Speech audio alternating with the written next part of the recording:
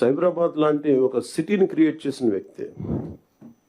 మనస్ఫూర్తిగా చెప్తుంటే అది చాలాసార్లు రోడ్డు మీద వెళ్తుంటే, ఫ్లైఓవర్స్ మీద వెళ్తుంటే హైదరాబాద్లో ఒక రాళ్ళు రప్పల మధ్య ఒక నగరాన్ని చూడగలిగిన వ్యక్తి. మేము ఎవరిని చూడలేకపోయాం. మాకు ఇప్పుడు రాళ్ళు రప్పలే కనిపించాయి, కానీ ఆయనకు ఒక మహానగరం కనిపించింది. So my respect towards CM గారు హెస్ రియల్ ఇంక్రీజ్డ్. లైక్ మేము ఇప్పుడు అదే ఊళ్ళలో తిరిగేవాళ్ళం, అదే ప్రాంతంలో తిరిగేవాళ్ళం.